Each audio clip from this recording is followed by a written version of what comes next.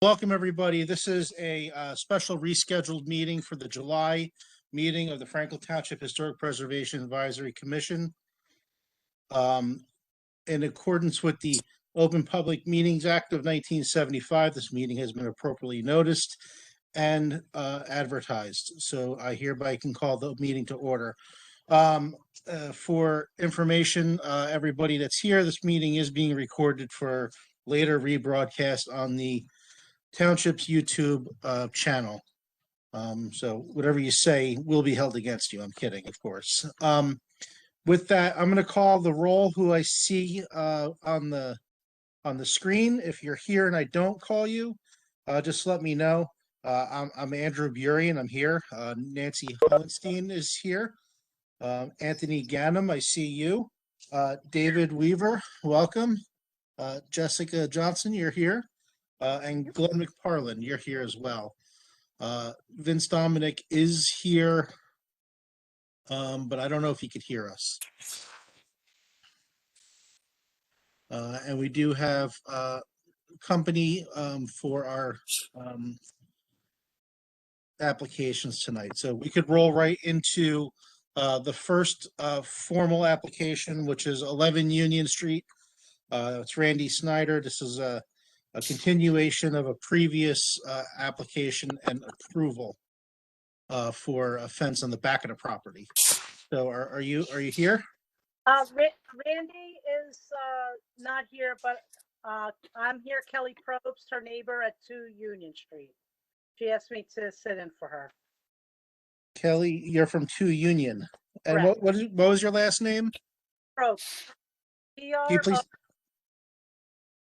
P-R-O-B as in boy, S-T. Probst, thank you. You're welcome. So you're here on behalf of the applicant, so that's nice of you. Yeah. So we previously saw this application when the applicant presented, and that included fence on the backside of the yard, I believe. And then now this continuation is for a section that would happen at the front of the house. Correct. Just along the street. And this is the decorative iron fence that we're talking about. Correct. So has that been installed to your knowledge already? I know it's sitting there on the side of the house. They have it in place, not permanently installed. They just have it up. To me, it looks great. Okay. So it's not been cemented yet. It's just up. So on screen, and please confirm if you could see it, I'm showing the site plan showing where this decorative iron fence piece is. That's exactly where it's at. Yes, it's right around there. I believe it's either an air conditioning unit or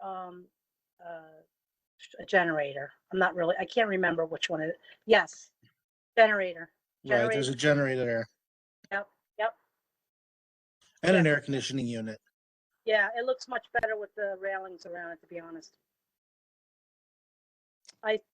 They sent me a picture. I didn't know how to get it to you. I sent it to Glenn. Glenn has photos of it as it stands now. So I just tried sending that to Vince, and it bounced back at me. Andrew, I just tried sharing with you. I don't know if you can share that. I can't share it I can't load the materials onto the. Right. Okay. But I can look at it. I can look at it on my watch. I don't know how other to get that on the screen, how it would look. Yeah, Glenn, you sent it to me. I didn't get it. Yeah, I did. It bounced back. Let me try again. Hold on. Thank you, Glenn. Yeah, don't thank me yet. Yeah, Andrew, I'm on my phone, Andrew. There's something wrong with my computer, so. Okay. Well, I'm showing what Glenn just sent me via text on the computer. Yep. So. I see that. I mean, it's a beautiful iron fence. I like it. I don't have a problem with it. I just wish it did more to screen that mechanical stuff. and hide it. And I mean, that's not a conversation I could have with you. It's a conversation we need to have with the homeowner. But does anybody else have any questions, comments, or opinions? I don't, yeah, Glenn, I don't think you can screen that well because that needs to breathe, that generator. So if you did anything else there, yeah, you're supposed to maintain, I think, like 3 feet away from anything to block that exhaust or block, I don't know which side of that it's on, but it needs some sort of clearance around it, so you can't just put a blank fence yeah, up. so. It's a viable option, but maintenance and stuff, I don't know, that's not how we, I guess, for us to opine on, but yeah, I like the way it looks. The ironwork improvement. I walk by it every day. It's a lot. It looks great. Mhm. Yep, I think it looks better. Okay, I mean, I have a similar fence on Memorial Day, the 4th of July. Andrew will attest to this, and Labor Day, my bunting. I use my fence to hold up the red, white, and blue bunting. So Right, it could be screened for 3 days. I wish that bunting was horizontal because on the 4th of July, well, what is it? The 9th of July, we were walking past your house towards the fireworks when the skies opened up. No, I Uh, take it down right away. I don't want it to fade. I want it to live. Okay. All right. Does anybody have any other questions or comments, or want to make a motion? Now motion to approve as submitted. I like the way it looks. I second. And I'll second that. Best. I think that was Anthony with the second. So Glenn motion, Anthony was the second before David. Anybody against approval of this application? I actually am against it. I'd like to see a little bit more screening, but given the limited size of it and given, it is an improvement, I'm just not sure of when and how that generator was ever approved. I know there was a permit for it, but I don't know how it was approved. So the motion carries with all four with me against. One more thing. I'm thinking Jessica would probably agree. You could put wisteria there or moonflowers or some kind of pretty vine that That's would work. There's plenty of things that grow beautifully here. Yeah. Yeah, again, I don't know Ivy will that be you would fine want and to, low maintenance. I don't know you would want to do any kind of vines around it. That needs to breathe, Yeah, that that's generator. Otherwise you're causing problems to it. Yep. So you can't, there needs to be several feet around that. So even, vines or something, it'll get into that without maintenance. That's really close to it. It's asking for problems. My opinion, but. Okay, so I'm going to take the vote as all in favor except for myself, unless somebody speaks up now, and then the motion for the application will move forward and we could go on to the next app. Thank you, fellas and ladies. Hey, Andrew, did you approve the meeting schedule for the rest of the year? No, no, We just had- we'll circle Yeah, back to that's that. fine. I just wanted to make sure we come back to that. That's all. Yep. Okay, let me go back to Mr. Agenda. Okay, next application is 25 Union Street. This is also a fence replacement. Is somebody here for that application? I see you waving. Who do we have? Janet and Craig. Janet and Craig. Great. And can you say your last name for the record? Sure, Janet Vertesi and Craig Sylvester. Great. And you're the homeowner? Yeah. Great. So we have an application for you for a fence. 1.5 story dwelling house. why don't you tell us a little bit about your project as I show the documents on screen? Okay.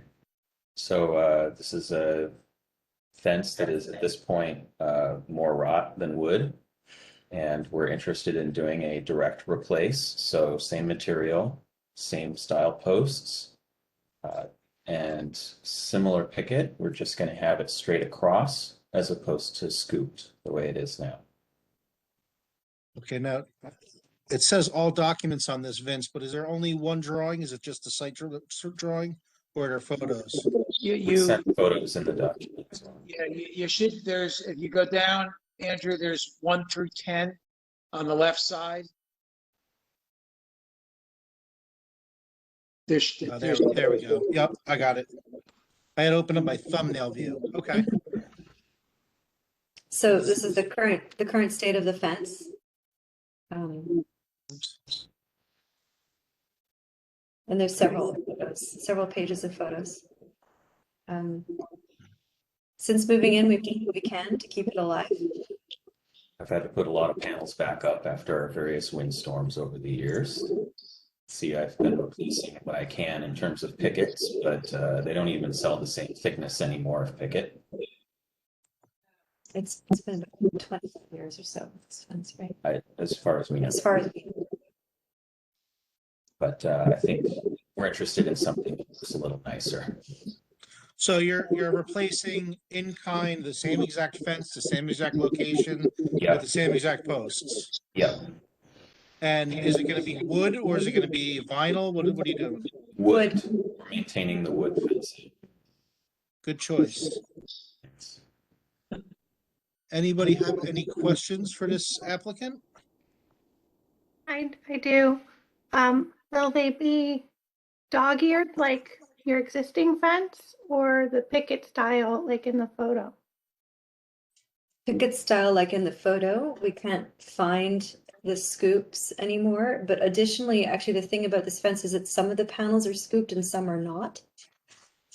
So in fact, it's inconsistent. So we figured we can go with this available panel with that kind of consistency and maintain the caps will be the same. Those sort of club shaped, diamond shaped caps will caps. actually maintain the same shape. Yeah.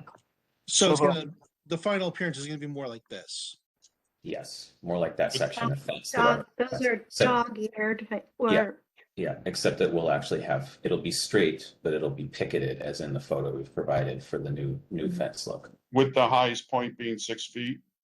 I mean, Yeah. I don't know if those scoops go higher, but, No, they don't. okay. No, 6 feet.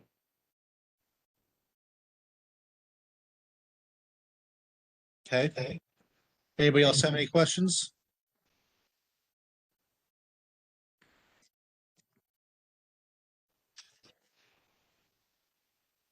What I didn't do in the last one, shame on me, but I don't think anybody other than Glenn or the person representing the applicant was going to come forward, was ask if there was any public discussion on this application. But nobody spoke up and I don't see anybody coming forward now on this one. Does anybody want to make a recommendation or a motion? I'll make a motion, recommendation to pass as submitted. I'll second that. Okay, so we have a motion, David, and a second, Glenn. Anybody opposed to this application? So nobody coming forward. I'll take that as a vote of yes, and a motion carries to approve as submitted. Thank you. This was a straightforward one. Thank you. We're keeping it simple over here. Thanks.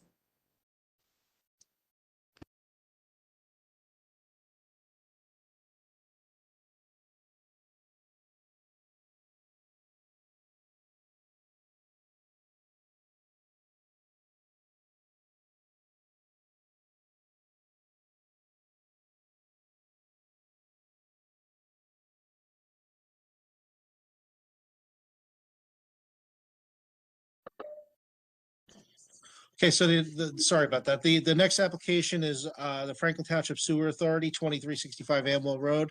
Is somebody here to represent that application? Yes, I'm here. I'm Howard Madison.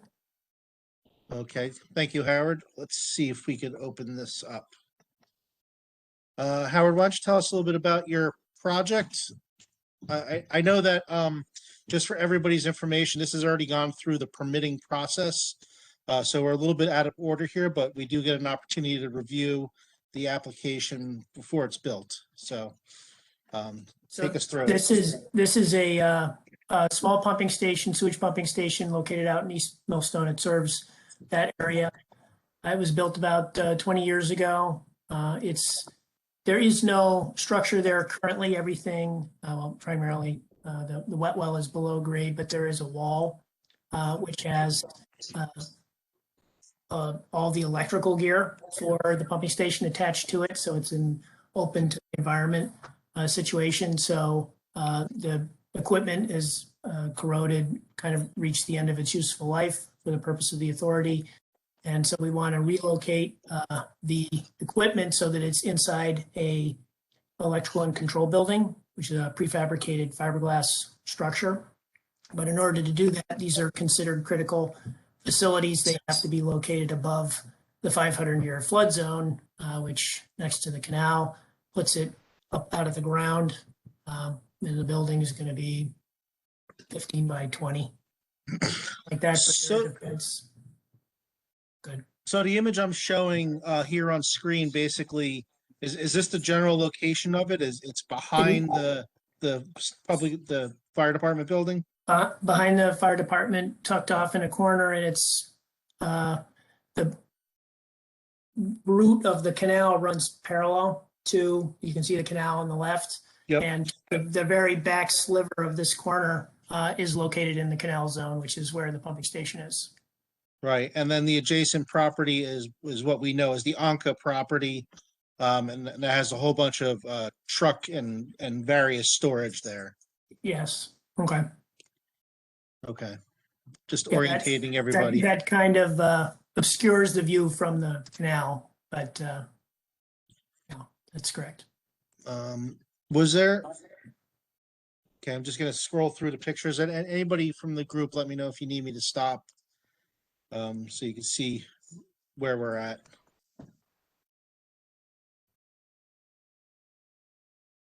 A little fast there. Going backwards. Was there? There it is.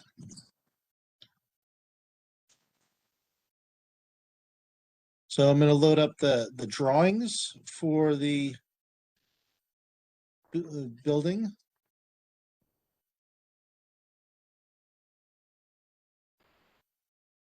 Again, anybody have questions, please stop me as I scroll through.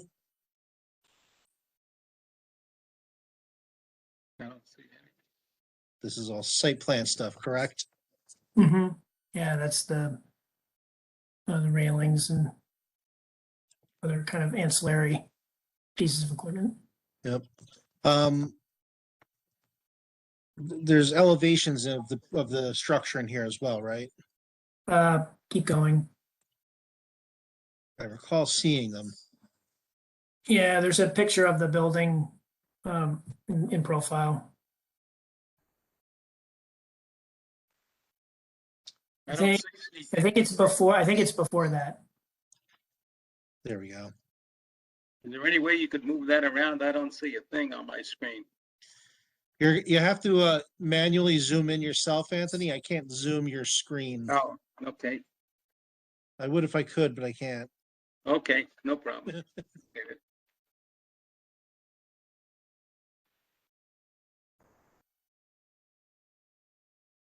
What color is the building going to be? It's going to be federal brown.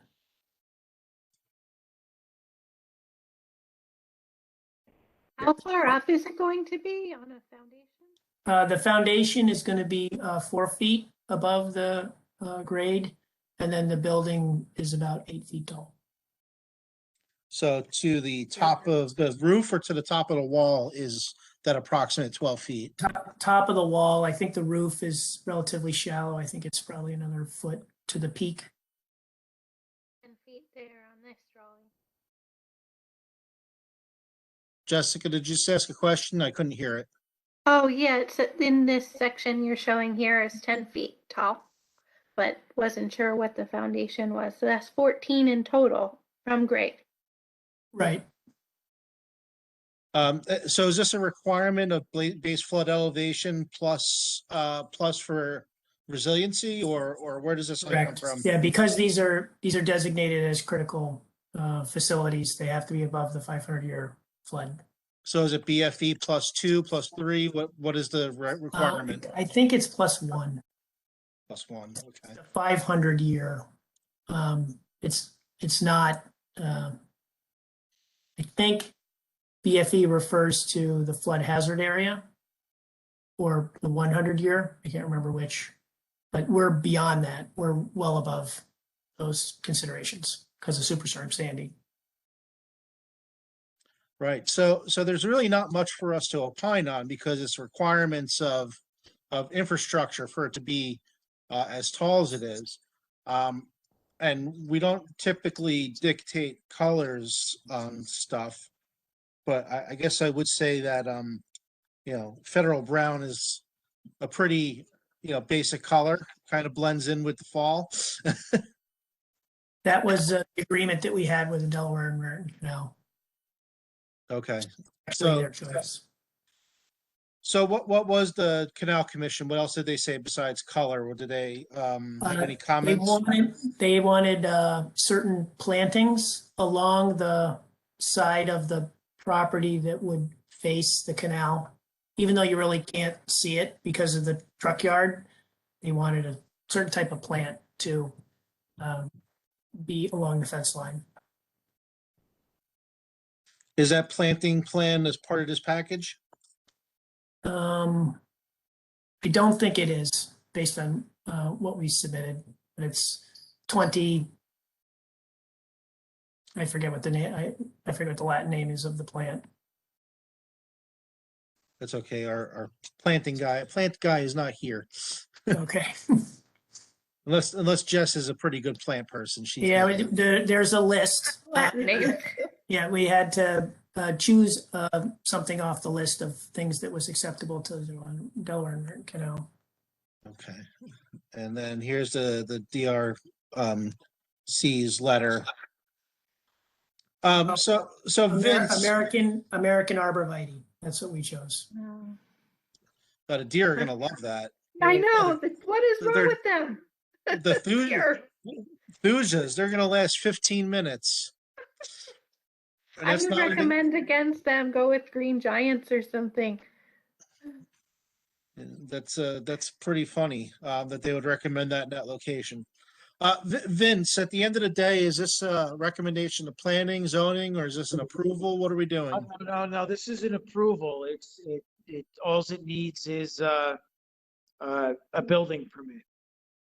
Okay. So you guys are approving it. I would highly suggest that you find another plant material because there's not one place in town that you can plant that and a couple of days later it'll no longer be there. Yeah, that the thuja will just be it's fodder. I mean, they love it. It's a snack. I would agree. What was that. I What would was say the it's option that you guys recommended? I think green giant would be better. That's the common name, but I don't know the Latin name. I There's think varieties of arborvitae and cypress, right? Maybe a cypress instead, or a cedar, something more, that they won't chew up. No, the deer love cedar. They eat They're it. eating cedar. They How don't about They eat cedar cedar. trees. Holly? I would say, why don't we have, the applicant can just email me the other plants that the DRCC was okay with, and I can send it off to you, Andrew, and you can talk to the members and we can pick one. I mean, Yeah, that makes sense. I mean, obviously this is an important infrastructure project. I mean, and it's very utilitarian. And there's nothing we're going to do that would get in the way of this. But I hate resting on plantings as our screen, but I think in this case it actually makes the most sense. And given its location behind the fire department and adjacent to the Anka property, I think that it's going to be pretty well hidden from the canal and the towpath, Yeah. at least for as long as the Anka property is active. Yeah. So I think as long as you could come back to us with a recommended deer resistant, and that's the key, deer resistant vegetation, I think that we can conditionally approve this as is. Yeah, I agree. So I'll send Vince the list of approved vegetation, and if you guys want to choose one, we can go back to the DRCC and get a modification or request some variation from their approval. Okay, Perfect. so before we take a motion on approval, I'll open it up to the floor one last time for the commissioner. Any other comments on this? Seeing nobody come forward, open up to the public. Does anybody from the public have any comments on this particular application? Seeing as that nobody from the public is coming forward, I'll make a motion to conditionally approve as presented, based on the condition that a deer-resistant vegetation screen be resubmitted back to the commission for review. Do I have a second? I second. Thank you. Anybody against this application as stated? Seeing nobody making objection, the motion will carry with me as the motion and Anthony Ganem as the second. So yeah, just please get back to Vince with a deer resistant variety. And I think you're okay. I mean, like I said, there's not much we're going to opine on here because it's necessary infrastructure. Fair enough. Great, thank you. All right, thank you. Go back to the agenda. Okay, so next application 20 South Middlebush Road for an above ground pool and a fence. This is anybody here for that application? Yes, I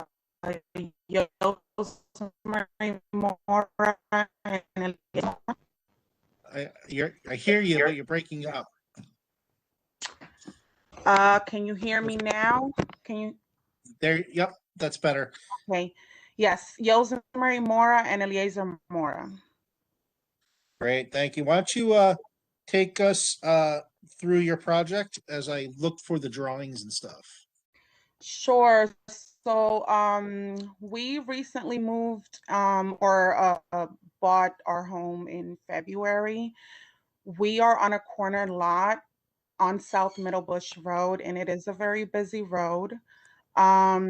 We would like to put fencing up, more so for our children to safely play outside. We already had an incident where they were playing with a ball and the ball went to the road, so we do not want to cause an accident with them playing outside. Also for privacy purposes, our daughter's bedroom faces our back neighbor, and her windows are right there, so we would like some privacy for her. You know, she's 7 years old, so you know, you never know what can happen. We'd also like to put up an above ground pool for our children outside on our backyard. Okay. So this is a representation of the fence that you're going to do. It's a standard. Is that a 6-foot stockade fence? Correct. And it's going to have the pointed top like this? Yes. And flat topped posts? Yes. Okay. And it's going to be wood. Are you going to paint the wood, stain the wood, treat the wood? No.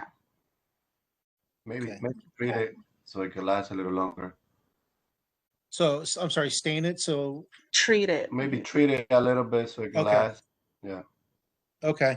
I don't know if you treat it and give a little like darker color. Yep. It'll get a little bit darker, but it won't impact it that much. Yeah. Okay. And then we're gonna go.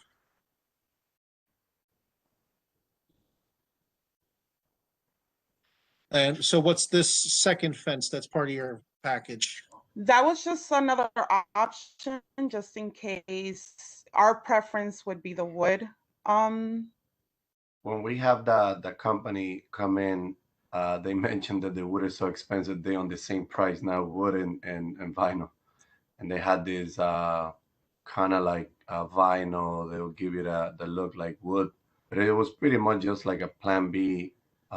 Since prices are pretty much the same, the guy said wood is really expensive. Okay. Any opinions on option A versus option B? I mean, your preference is the wood. Yeah. So I'm gonna assume that you're presenting that the wood is what you're applying for. So Correct. perfect. And I'm gonna go back to the site plan drawing. So everybody could review what we're doing here. So you said you're on a corner. You're on the corner of what, Thompson Parkway? South Middlebush. South Middlebush and Amwell Road. South Middlebush and Amwell. South Middlebush, it takes you to the light for Yeah. Amwell. It's Thompson. Okay. Yeah, it's Thompson. We're still getting used to. Nancy lives 3 doors down. Okay. No, I live 8 doors down.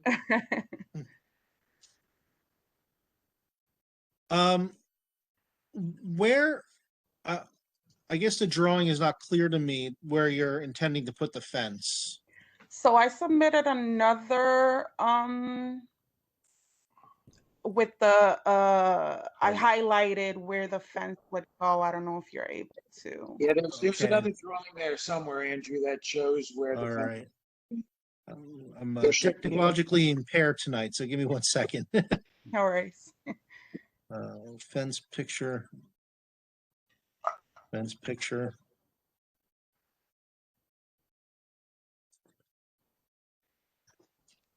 Oh, there's pictures too. Look at that. They didn't show up before. Oh. We sent pictures of all 4 corners of that house. Oops, we skipped to the 23 Union. That's definitely not you. Let me go back. That's mine. Okay. Oh, and there's your pool. It's a soft side pool. Yes. Okay, those are very temporary in nature. I'm not even from my perspective, I have no issue with that, and I think that that's fine. Everybody else can opine on that when we get to it. So this is showing your back. I know exactly where you are. I'm on Buffa, so I'm right around the corner from you. Oh, okay. 5. Yep.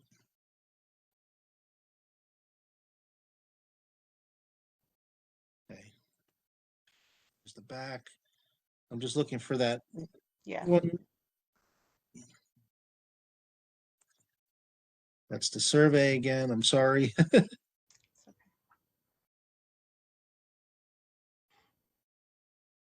And I pulled up Union again. Considering how many WebEx meetings I have a day, it's amazing I still can't navigate this.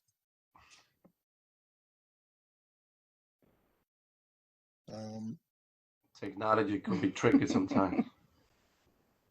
11 Union. I just don't. I'm not seeing the drawing with the outline. So let's see if we can figure it out. Okay. Pool pick. That's the back again, the front rather. Vince, do you know what it was labeled? Find it. I'm trying to find it now.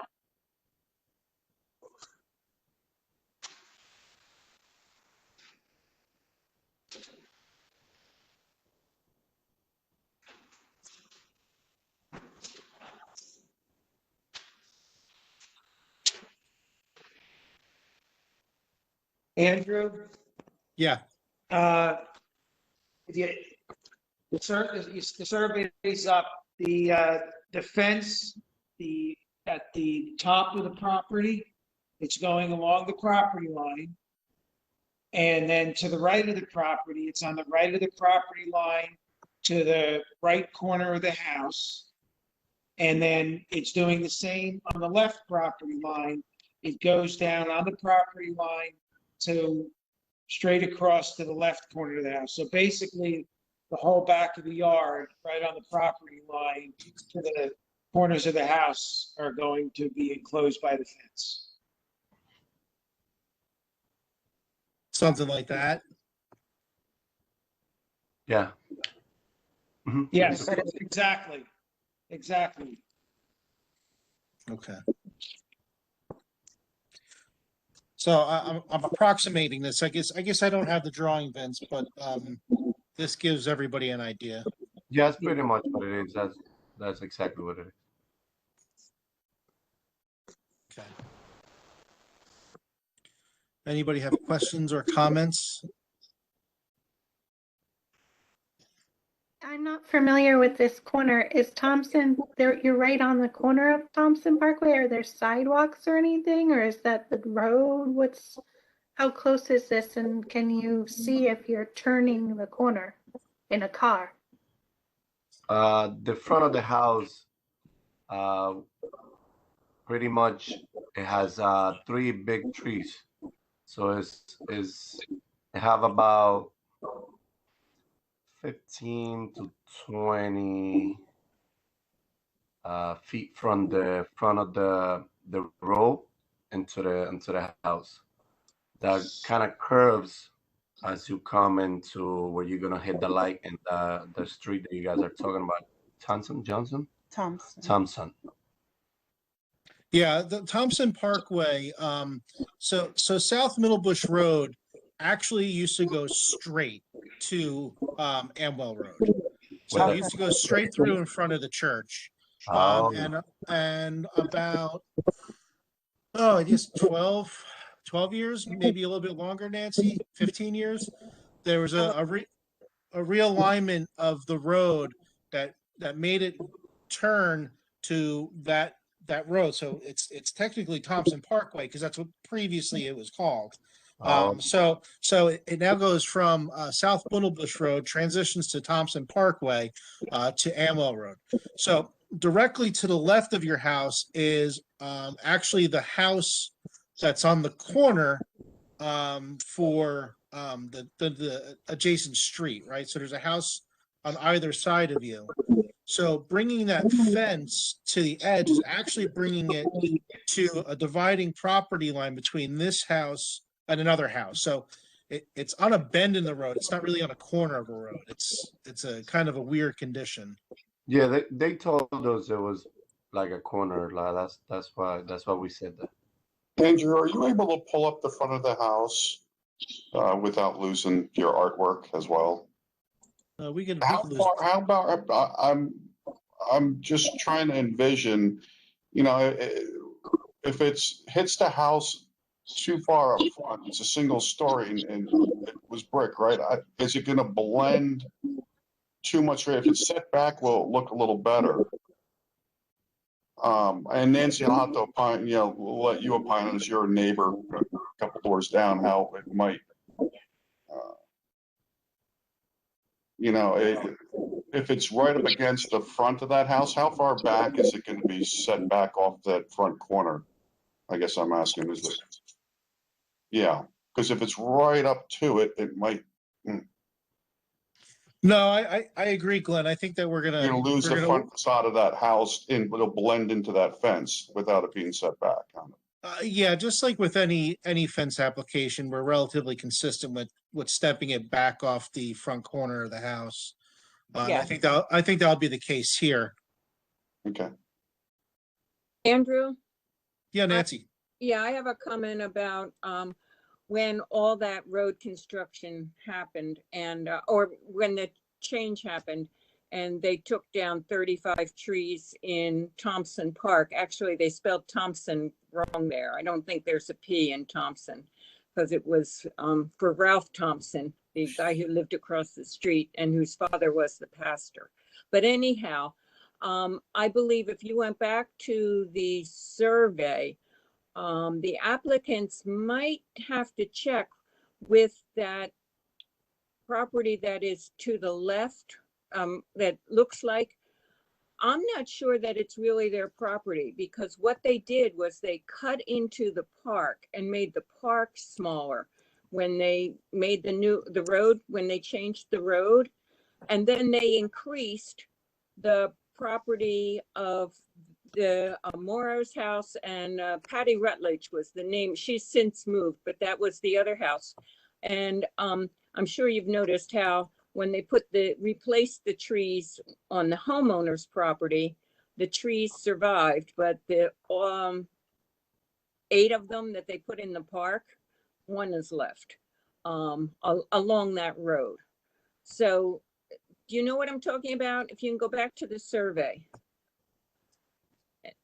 Yep. It's just, I was under the impression that that was sort of like, that property was sort of like an easement, that it wasn't necessary, but maybe it was given to the homeowner. You see what I'm saying? Where it says 35-foot setback.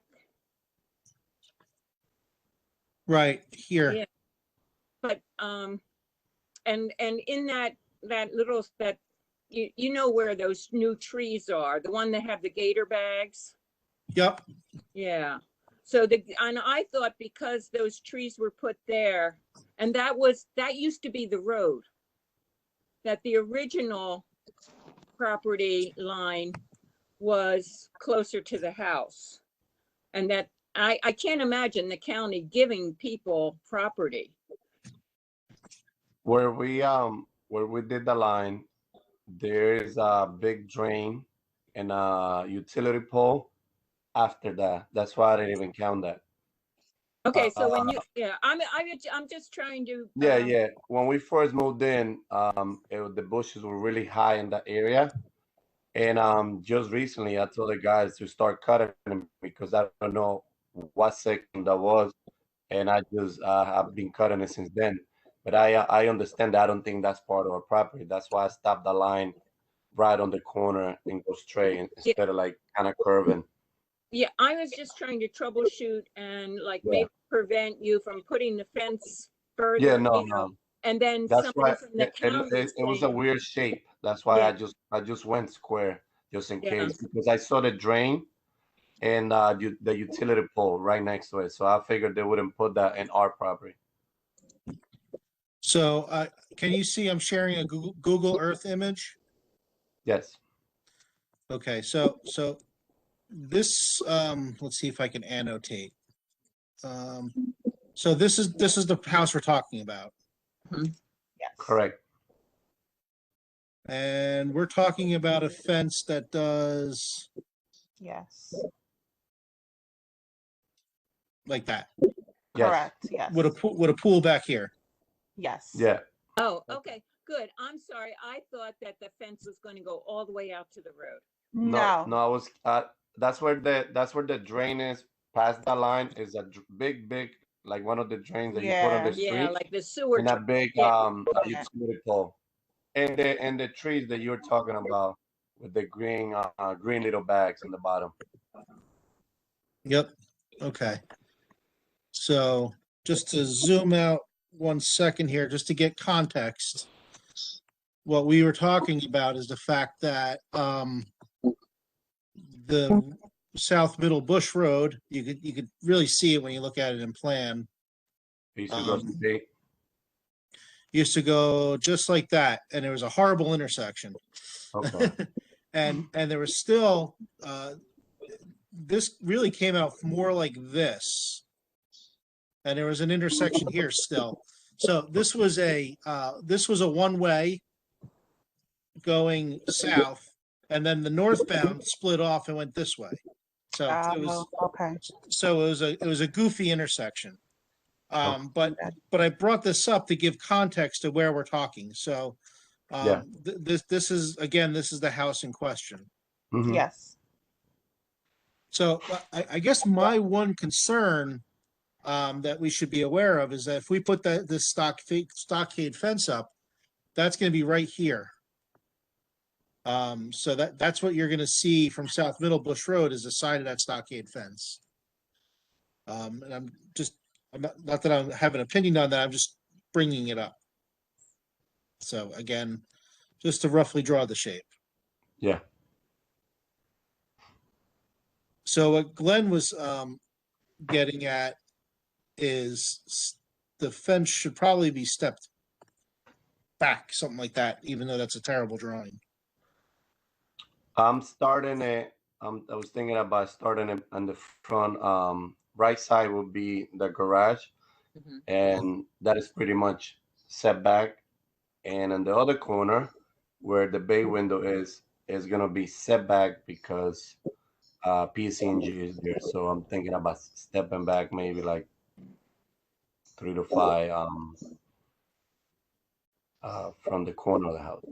Do you have, Andrew, a side shot of the house to see if there's a window there or something, how far that could be, or should be set back, or give them a suggestion, or? Yeah, Also, I didn't see anything about gates or access gates, but we're not there yet.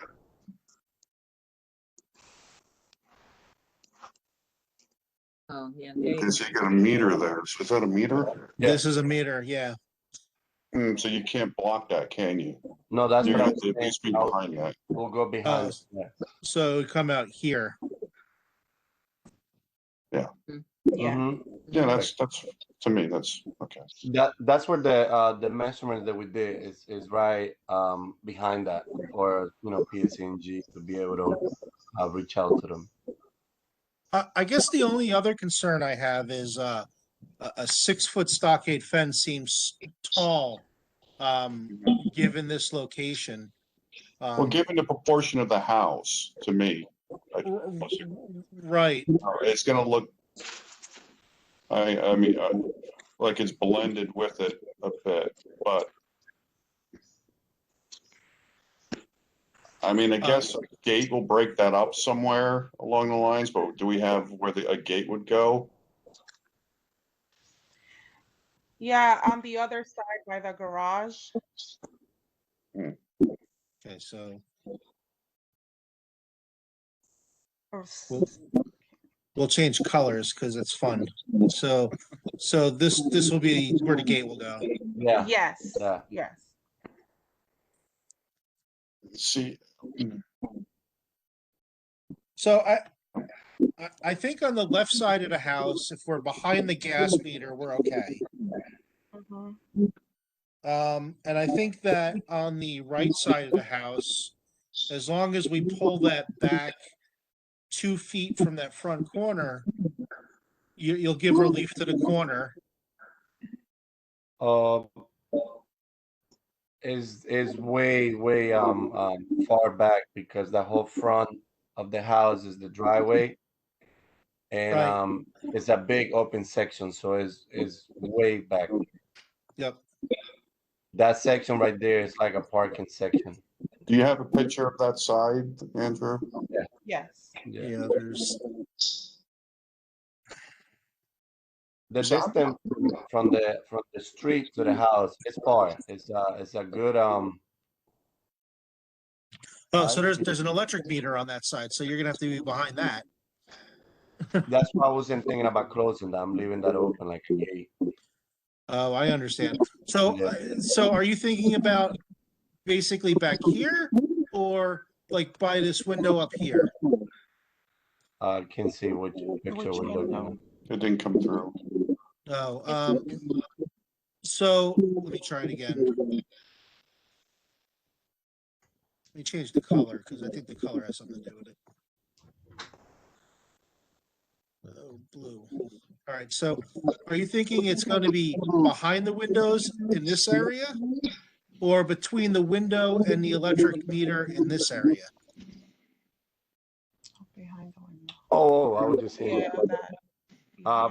Between the meter and the window, or Okay. it could be after those windows. Doesn't matter. Behind the windows. So behind the windows, closer to the back porch. Yeah, Right. like somewhere there. Okay. that is plenty room from the other side, like, From the front, okay. Okay, Andrew, on the front left side, what's the length of that fence? 76, I think he said. 76 feet? I believe so. I, There you go. Yes, So 70.6. So you notice how there's the site, you subject to a site right easement? I don't know that anything should be constructed in that.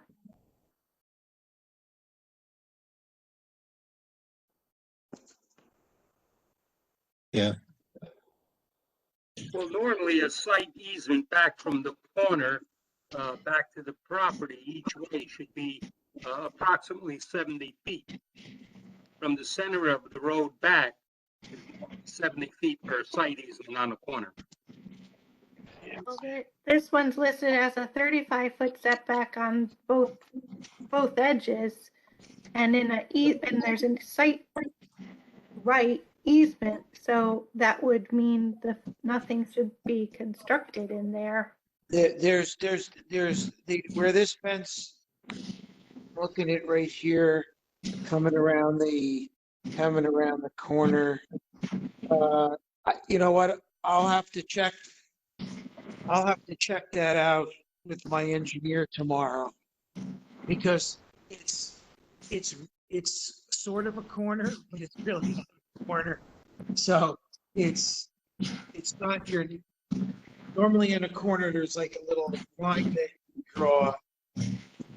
But the corner that you're coming out to is what stops you at a stop sign or coming around the corner. And I don't think that fence is gonna be in the way, but I'll confirm that. When I'm looking. but this isn't it the county who calculated those site requirements for this? Well, there's a standard. There's a standard that goes on how fast you're going and how far the site distance is around the corner, tells you how big the site triangle is. It's a calculation, and depending on what it is there. But and in this case, it would be really what you'd be looking at is traveling South Middlebush to Thompson. When you're looking to your right, whether that fence is going to be in the way of the site, and I don't think so, because it's actually curving away from it. So No, it's curving towards it actually, Vince, because if you're going South Middlebush. right, but if you're going northbound, the fence is a visual impairment as you make the curve to Amwell. So it's a really good question on what that easement requirement is. Yeah, normally I'm fairly confident it's not, but I will check tomorrow with my engineer to because it's a simple calculation. And Yeah. and The only alternative for that situation on a corner of a site easement, instead of having a 6-foot fence, you're allowed to go 3 feet high for a site easement on a corner for a fence, no higher than 3 feet. Well, if it's actually in the site triangle, you can't put anything in it. We don't even allow plantings in it. Not anymore? No, but I don't, I honestly don't, I mean, I'm doing this, I'm pretty sure it's not. But if it is, then we'll have to do There are some I'll check. bushes and trees right now as we speak. okay, so back to what I was, that could be checked on. My only suggestion on that front left side would be to break up that long run with maybe a pedestrian gate, so you can have access to that as well. And that would be 70 feet across on your left side, and I think it would blend too much with the house unless you, but, I mean, that's just a suggestion. I mean, Okay.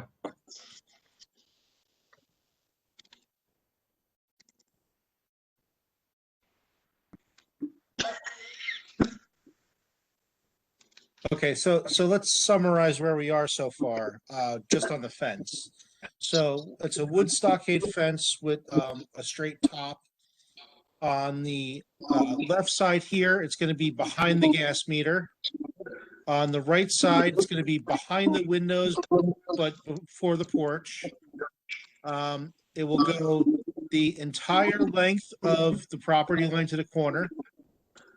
And then it will come across the property line at the back. I don't think anybody has an issue with that so far.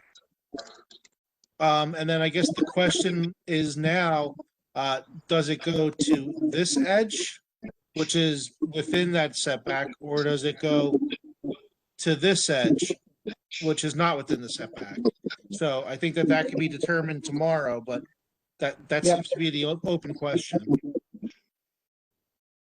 Does that seem correct to everybody? Yes. Yeah, looks so, yeah. Okay with me. Yeah. So does anybody have a, so I think the setbacks off the front side of the house are appropriate, using the utilities as the marker. Does anybody else have an opinion on the 6-foot high fence, if that's too tall for this particular location? No.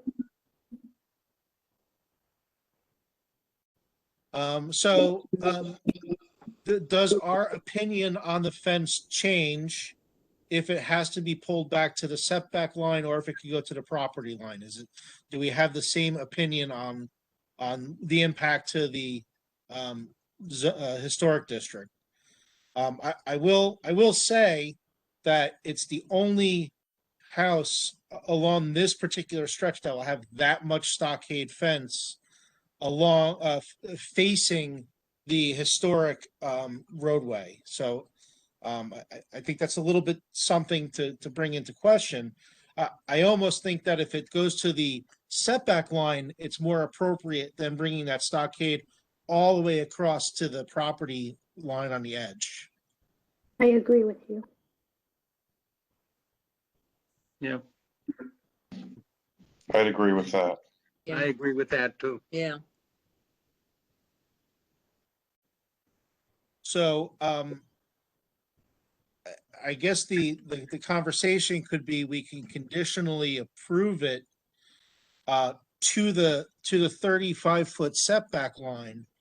But I think that, at least in my opinion, something different has to be done along the frontage if it extends all the way to the property line. And I think that a lower fence may be appropriate. At least on this side, and then turning the corner. When I you mean, say the- lower, what's the height? My main concern on that section is the cars come on the turn. I'm getting a lot of high beams into my son's window. I already have very thick curtains and all this thing, and I'm still getting, because you know the curving is like directly on his window. No, this section Oh, right here. So Yeah, I the one understand that. the one after the setback, when you say a different height, what's the height? Or what exactly, what other choice do we have? You know, I really not sure, to be honest with you. I would say even 4 feet would be more appropriate, but I understand, I understand your reason. I know that much stockade fence in that frontage is going to look very different than whatever all the neighbors have. Yeah, And when you're in a historic district on a historic main right of way, basically, you want to look for something that's a little more homogeneous. I was thinking on the on the left hand side where you ended the blue line. I was still thinking about, if not, put a ¿cómo se llama la casita para la podadora? Oh, a shed. Put in a shed on that corner. Oh, in the future, you want to put a shed over here? Instead of the fence, you mean? No. Just Yeah, in the future. yeah. Okay, well, you would have to come back for that as a separate application. That needs approval as well. Okay. So from my perspective, and I would love everybody to weigh in, everything that's blue, I think is okay, as submitted. I think the green, is the question I have. Unless, the blue, unless it turns into this because of the setback. And I think I'm okay with that as a compromise if you do the 6-foot fence. I just think that green needs to be something lower and different if you're going to do that whole front portion. Okay. What that answer is, I don't know. And it's open for conversation among the commission here. Oh, hey, Bob LaCourte. I didn't see you pop in. My comments are two things. I would be really curious if that property between the green and the blue is totally the homeowners with no easement, because that used to be the road. Okay? And they changed the road and gave the homeowner that they gave the homeowner that property. I don't know if that property is, I would be impressed if the county gave it to them free and clear, increased the size of their property. And then the other thing, I don't, my neighbors here that have a pool, don't they have is there an ordinance for the size of fence you have to have for safety in terms of a pool? There is. This is an above ground pool. So if they have, there's a whole bunch of different rules, but this is a more temporary pool, but it's still subject to safety enclosure. So I think it's a 5-foot enclosure around the 4-foot tall pool, which makes no sense, or a locking gate at the ladder to the pool. So okay, those were just my two concerns. And if the pool is only 30 inches deep, you don't really need one at all. 30 inches isn't a pool. It's more than It's in 30 my inches. backyard. 30 inches? That's not even 30 feet. I My believe kids it's are 36. small and they won't, and it's safer.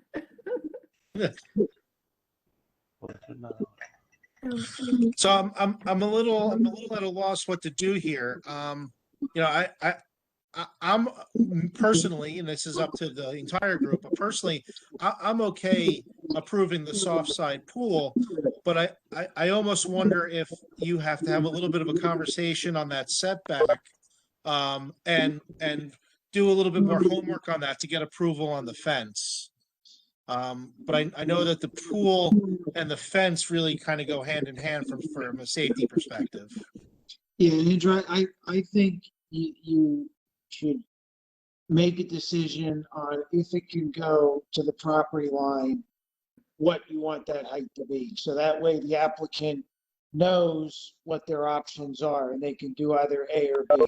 So I think you should tell him, the board should decide tonight whether they want that to be 4 feet or whatever that number is going to be. And then I'll find out tomorrow the side triangle issue and I'll make sure I speak to them and they can make a decision. If they have the option of going one or the other, they can decide they can do either one. But I think you need to tell them. So does anybody does anybody on the commission have an opinion, strong opinion one way or the other? Yes, I prefer not to have the fence right up to that green property line. It totally is. There's nothing else on South Middlebush Road in the historic area that has a fence that tall, that close to the road. I don't mind the 6-foot fence, the blue, but I don't like the green. It would be out of place. Yeah, I tend to agree, and that's kind of why I drew it that way. Yeah, I agree also with you. And for And the sake, actually, another thing, I'm sorry for interrupting, the way that the traffic is on South Middlebush Road and that curve, if they put the green fence up, they would be fixing it numerous times all year. It would be hit so many times. Well, I think it's set back enough where that would be less of an issue, but I understand your concern. I guess where we're at is, the blue would be approved, based on what was submitted. But if it goes to that green line, per what Vince said, would we be comfortable approving that green if it was a 48-inch tall fence along there instead of a 6-foot fence, for example? And I think that I would be far more comfortable with 48 inches in that location than 6 feet. Yeah, I would agree also. Because at least with 48 inches, if you plant, some kind of bushes in front of it, it really can go away pretty quickly, whether it's azaleas or whatnot. Yep. And then would you taper up to a 6-foot fence to the back, or would it be, or are you saying 4 foot all everywhere? I'm saying that the back and the right side could all be 6-foot fence, because it's not public facing. And then at that point, it is creating a good privacy barrier for them from the neighbors. So I'm generally okay with that.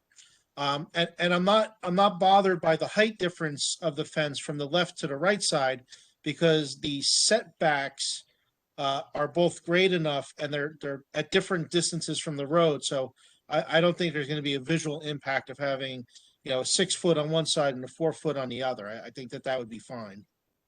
Andrew, now that you're talking blue and green, am I to understand now where on the top left, where you extended the blue across the back, if you're giving them the blue to the front, that's also could be 6 foot all the way across the whole back to that end? No, that would be green, right? No, I think that could be blue. That doesn't bother me. So they can Because go straight across to the back and then come in, split that half and come down toward the front of the property and cross over, what you're saying? That's right. Oh. I would, well, Because at that point, I mean, you're facing the rear neighbor's yard, right? And that iron pin found point is Right. actually at a junction between multiple properties. So, it's not as in the public view as the part that comes off the front side of the house on the left.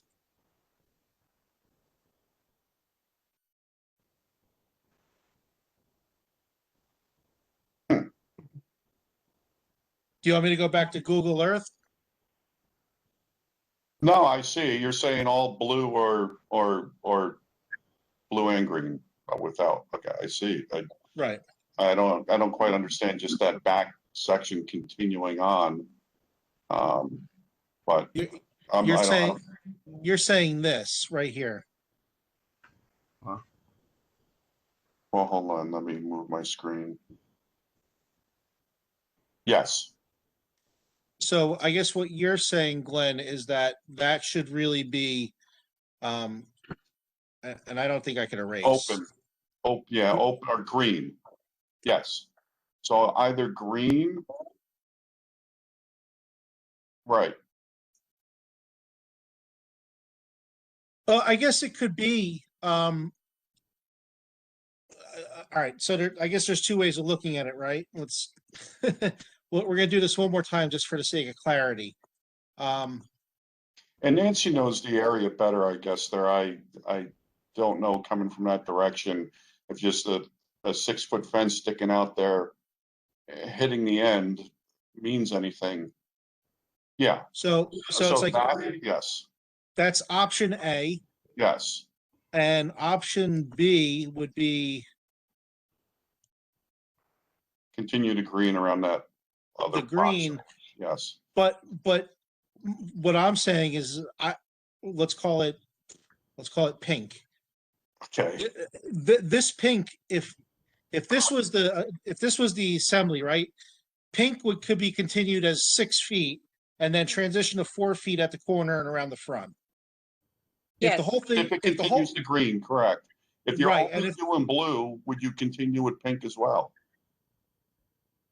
that's up to them. I don't see a value in it. but Right. that'd be up to them. I'm traveling, since I travel that corner numerous times a day. I feel that the pink area, Andrew, if it was 6 feet, it wouldn't have an impact on the neighborhood. It 6 feet would be Okay. because first of all, there's no pedestrians there. You just don't walk these roads, so you drive them, and you would, if that was 6 feet and you were approaching it, it wouldn't impinge on it. And when you're coming from Amwell Road, you're looking on the other direction. You're not looking. You're looking to your right rather than, yeah. As somebody, I don't mind that being 6 feet. But then it would just jet out and stop there because it would be either, Well, I think that it could, between the 4 and the 6 feet, I don't know why that couldn't be gradually a very nice, gentle curve. well, my for- thing is if they're not able to do the green, there would be no reason to have the pink there. Right. Right, yeah. Right, that's what I'm getting at, because the way you had it drawn, it was blue, and you were saying you could go all the way and it would just jet out and stop.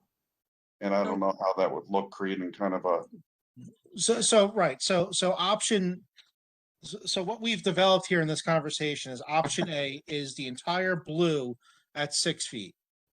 Mhm. Option B would be the blue plus the pink at 6 feet and then the green at 4 feet. And obviously the line at the setback line goes away here on the left.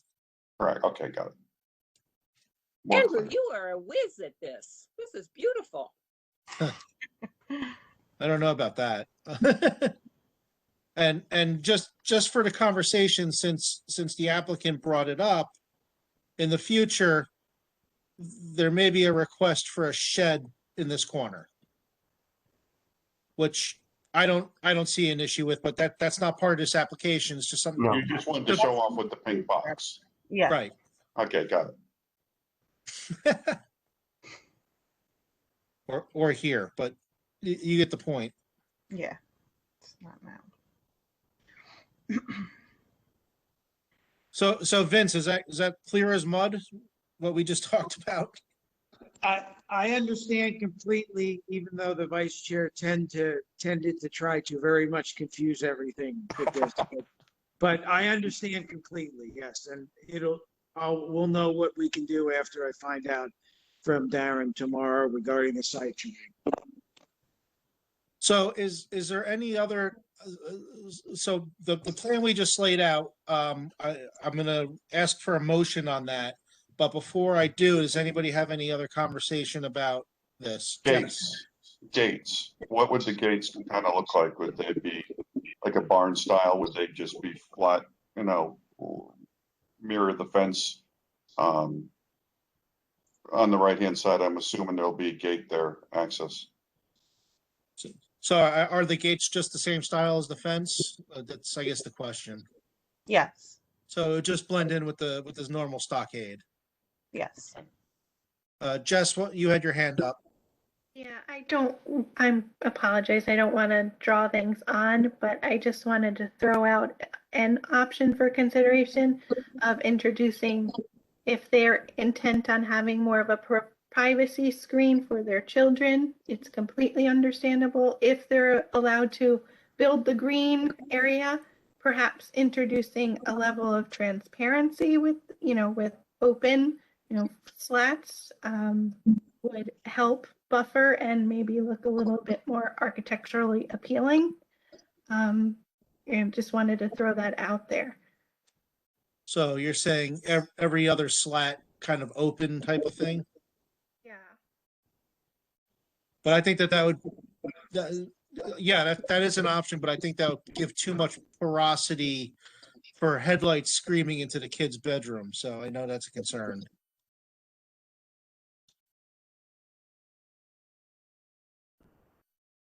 4 foot wouldn't really do much of anything either.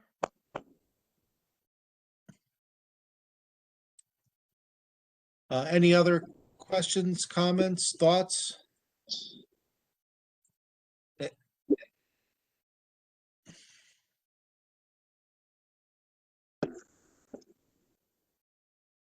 I know we've kind of gone on a while with this one.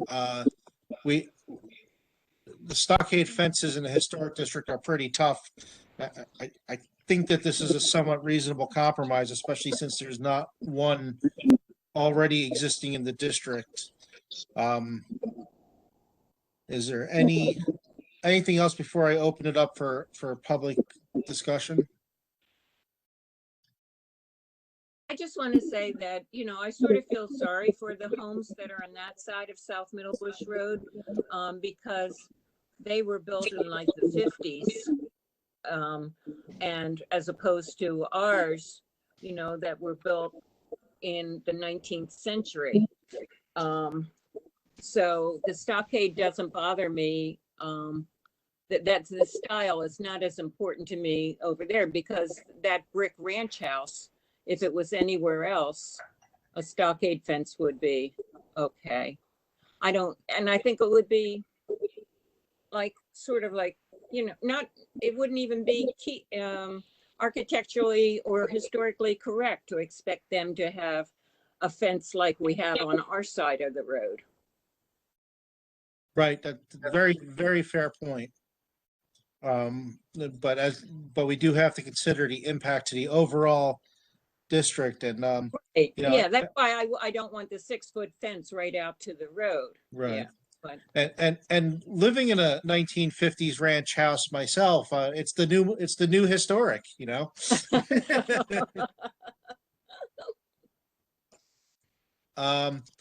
love the brick all around. yeah. Okay, so seeing there's no additional comments from the commission on this, is there any public discussion on it? Seeing as there's no public discussion on it, so let me restructure a motion based on the summary. So based on the image on the screen, going from the right side of the house to the property line and along the back of the line can be a 6-foot stockade fence. And then depending on the outcome of the site setback requirements, 6 feet can extend the entire length of the rear property line. And then if you can build within the site setback, it'll be a 4-foot stockade fence from that back corner to the front corner of the property in the setback. In both cases, the fences are going to be stepped back from the front side of the house to behind whatever utilities are present. So it's the gas or the electric. And if the fence is built along the site setback line, then it could be a 6-foot stockade the entire distance. And I'm going to take a screenshot of this to memorialize. So that's the motion. Oh, and I don't have an issue with the soft side temporary pool. So I think that could be approved as well. So I will so move that as the motion. Does anybody want a second? I'll second it. So Nancy will second. Is there anybody opposed to this? Okay, seeing nobody come forward with opposition, I'll say the motion carries. I will say to the applicant, if you're not happy with this, after you do a little bit of homework, send a message through Vince. We could continue a conversation. But I think with the information we have today, this is what we can approve to keep you guys moving and get that pool up for your kids, because I know what Yeah. that's like. So yeah, that's it for tonight. So the pool can go up. I just want to confirm. Yeah, there's no issue with the pool. Okay. My son would appreciate it. His birthday. And so. Well, the historic commission has approved the pool. You still need to get issued the building permit. Right. Thanks, Vince. For I just want to make sure that the historic commission has approved it, but you have to wait to get a phone call from the building department for them to approve it, so you can put that up. Okay. So Vince, I'm going to take a picture of this screen and I'm going to send it to you. That would be wonderful. And that way we have a record. Right. So thank you. If you have any additional questions, please get to us through Vince. Okay, And thank you. we'll do the best we can to help you. Thank you. Appreciate Thanks for it. bearing with us. I know that was longer than you expected for a fence. And No worries. welcome to the neighborhood. Thank you so much. We appreciate it. Thank you. Great. Have a good evening. And now we're going to go to the final agenda. So this is 23 Union Street. This is an addition to the house. I believe this is a continuation of a previous visit. That's correct. And we have Matthew Dawson, correct? Present. Thank you, Mr. Dawson. How are you this evening? Well, how are you? So take us through your project again. Just you could give us the quick, Cliff Notes version, because I think most of us were here for the last Sure. conversation. So it's a home renovation that's going to renovate a back bedroom and take an existing 1.5 car garage and turn it into a family room with a bathroom and wet bar. That's going to require a small addition. In my last submittal, the shed as part of this project was approved. And there were some questions on the roof line, how that addition would tie in, and a request to see both the technical elevations, which I've included this time, and the specific window treatments and shingles that would get used. And so I think I've addressed those issues if you want to go through and have a quick look. Sure. I'm on the drawings now. I hope they're on screen. Yep. So that's the floor plan. In this drawing, I didn't highlight the renovation, but it is. Oops. My computer's gone a little wonky here. Sorry. Yeah, right. So in your screen, it would be on the right side of the house. That upper right-hand corner is where the garage and that back bedroom are. And what we would be doing in this is extending that back wall about 5.5 feet to make room for the wet bar and a small bathroom. Okay, so this is the existing that we're looking at? This is the renovated. There's a light gray line that shows the current existing wall, so you can see how far out it would get bumped. Okay. There was some question about how that would tie into the corner and the roof line, and a recommendation that I either gable the roof or pillbox that structure. And if you go back to the overhead, you can see what I've done is I'm coming in about 6 inches from that front facing or side facing wall. It faces a side street to allow room for the roof line and a shed styled roof. It cuts in a little bit so that it meets the appropriate height on the gabled end. Does that make sense?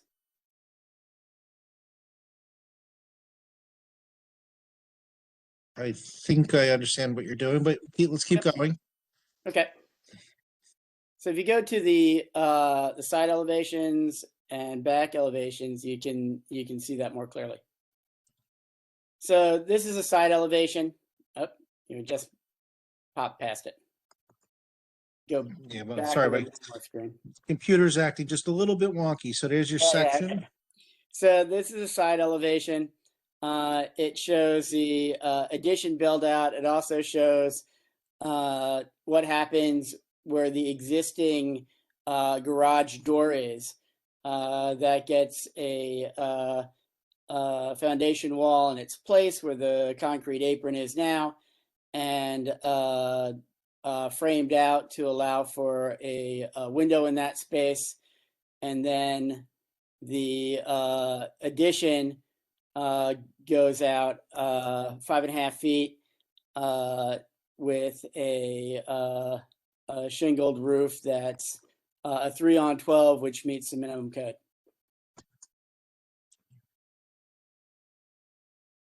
Okay.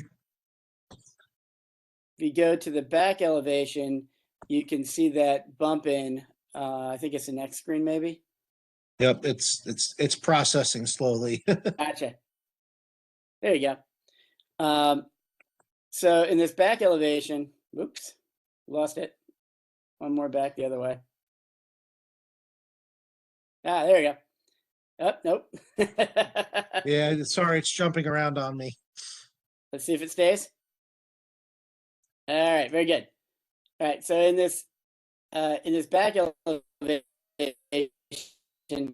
if you know far right-hand side, it ends on scale 6 inches from that from the edge of the actual building, and that lets me get a square that is 127 inches high by approximately 18.5 feet long, a rectangle rather, that fits that dimension and meets the roof line appropriately.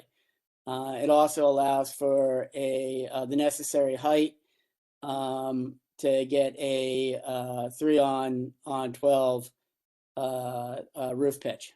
Okay. That makes sense? Yep. So we'll go to And this here- drawing next.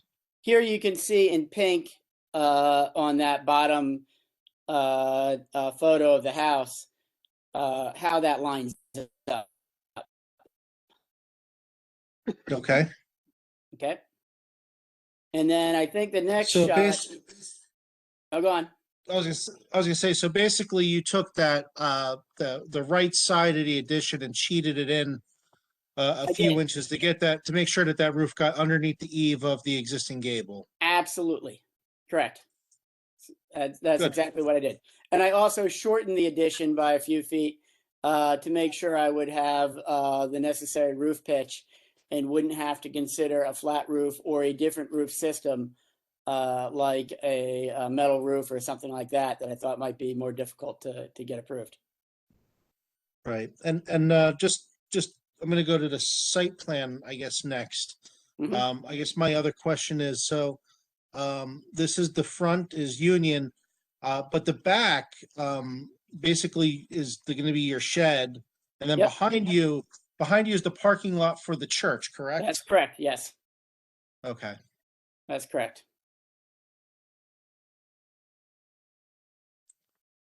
Anywhere else you'd like me to go to for you to discuss the drawing? The only other thing you might want to see is I think on the next screen might be the photo or the screens of the actual product selections, the windows to match the existing and the shingle to match the existing house. Okay, that's not part of this specific one, but let me go back and see if Vince loaded it up separately. It should be part of that same PDF. Yeah, it was there for a short while. Oh, was it? Oh, let me go back. Yeah.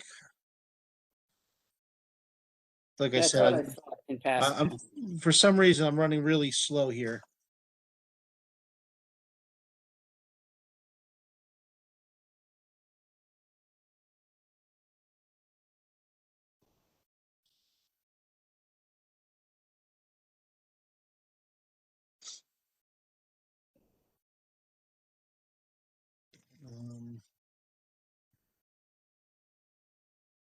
I can't seem to get to it.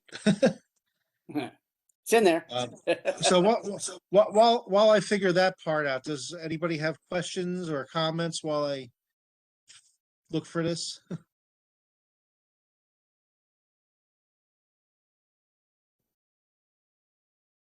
No, you guys are a quiet group tonight. Come on, Jess. I see you thinking.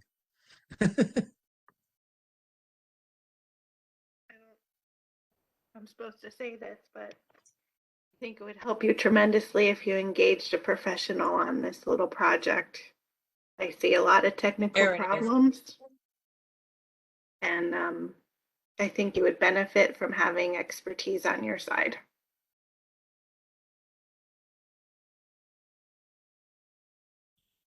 Okay, point taken.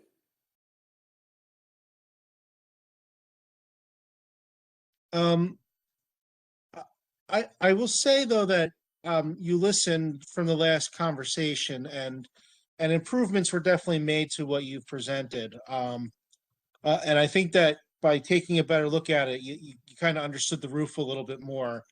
So you were able to see what we were at least trying to drive at. I'm not 100% sure that what you have drawn actually represent what will be constructed. And that's my concern a little bit, is that I think that there's carpenter magic in your drawing that may compensate for real world conditions that you can't foresee unless you take a deeper dive. I think that's the best way to put it. But with that being said, the overall concept still doesn't bother me. I think the planned addition is okay. I think that what you're presenting here as potential windows and roofs, I mean, it's straightforward enough. I'm a little concerned, you know, as kind of being an advocate for you for having a better product at the end. What's going to happen when you start building? So I guess it's just a little bit of concern. But overall, I think the concept's okay. If that's all clear, I hope I'm not rambling. Yeah, true. You know, so everybody needs to live within their means, correct? Absolutely. And while the good folks on the other end of the web meeting here may have the resources to hire professional builders and professional architects to get said drawings and plans all in place. You know, I'm a homeowner and understand that it's within my legal rights to be able to build onto my own home if I can get a plan approved by both, you know, the historical committee and by the you know, and by the building code. And so I expect that whatever plan I submit is going to be scrutinized by building. You know, and if I've missed seam seals where I need them, or a structural element, I hope they'll call me out on it. But I'm confident I can pull this off. Yeah, my comment, Andrew, would be that if the commission as a whole is okay with the concept, that you should approve the concept, and that perhaps once it goes through, because the construction department is going to need more details. Sure. Obviously. And when they get those details, I think whatever plan is finally approved, I think it would be appropriate if I sent it back to you to look at, Andrew, to make sure you believe it has not changed the elements that the commission has approved. And if it has, then Mr. Dawson will have to come back, because it is only fair that he does have the option to approve the No, concept. 100% agree. 100% Yep. agree, Vince. And he is 100% correct. It is his right as a homeowner to make these modifications, and we're not saying that he has to hire a professional. We're just saying that he may benefit from hiring a professional. So and I don't disagree with that comment, by the way. I 100% agree with all comments made here regarding the application. So I think conceptually it's okay. It's on the back of the house. It faces the church's parking lot. It's on the side that you really won't see it. And if you did see it, we approved that really big shed at the back of the property, so you'll see the shed. From a concept level, I concur. I think that's an approvable at this point, and I think that maybe you're right, Vince. Maybe a condition of any approval will be that the final permit documents are resubmitted just for verification. I'm comfortable with that, but I would open it up for comment or conversation with everybody else. Yeah, and there's also a fence that goes around the property, so it's actually it's harder to see anyway. So And to be honest, I'm okay with quirky additions. I mean, quirky makes things fun sometimes.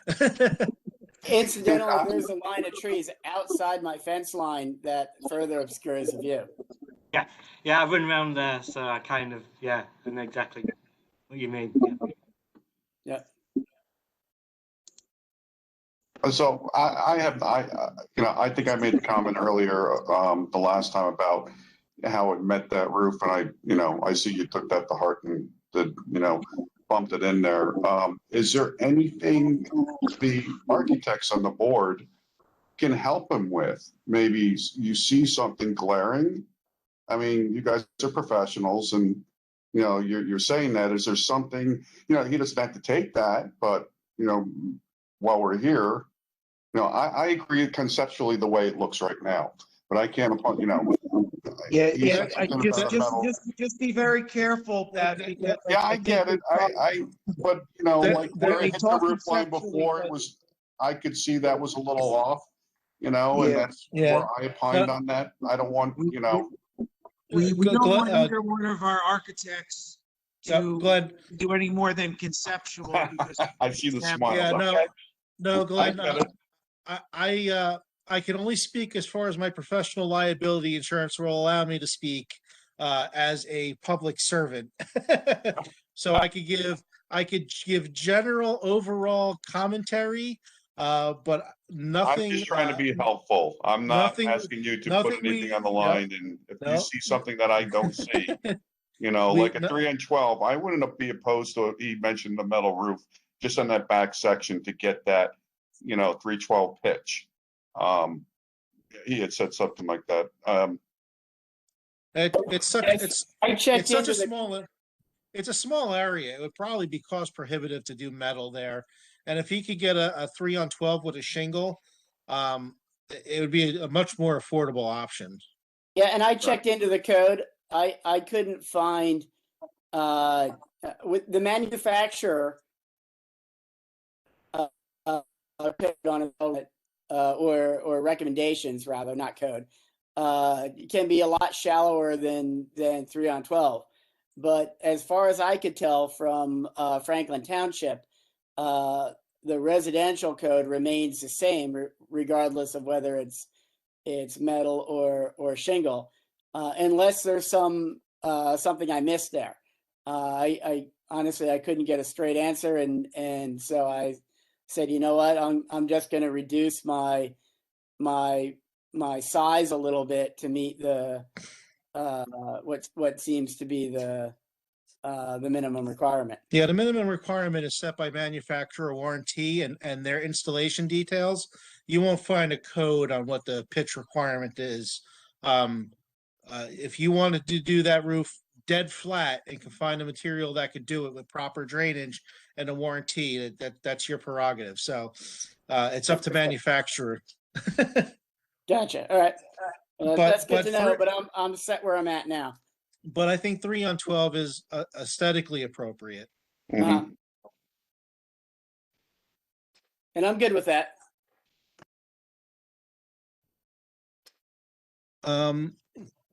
So not to overly scrutinize your drawings, what I'd like to do is go back up to the section really quick here.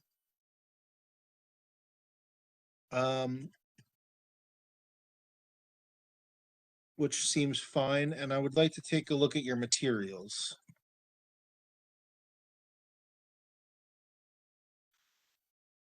I'm gonna try and zoom in because I can't read it. Sure.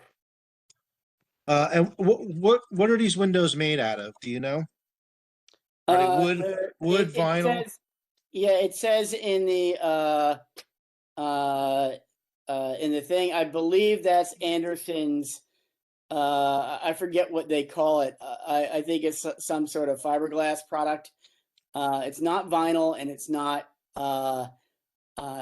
wood, but it has the natural wood appearance on the outside, and it's available in the over 12 or the divided window. I guess what is it? The 9-pane divided window I have for the rear wet bar window. If it's Anderson, their proprietary product is called Fibrix, which Fibrix, is that's right. a fiberglass reinforced vinyl, more basically. Gotcha. Okay.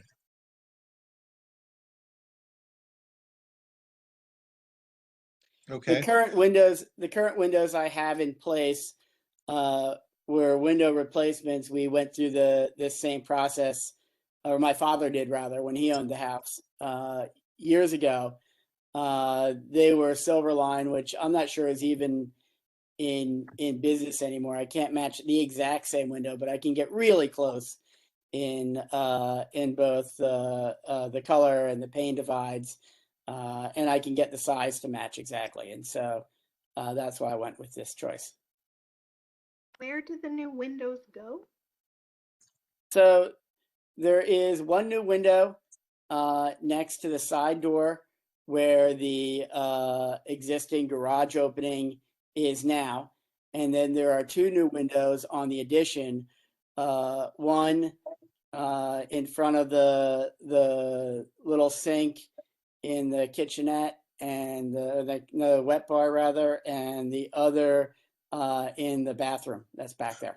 So in the image we're showing here, this is a new window, correct?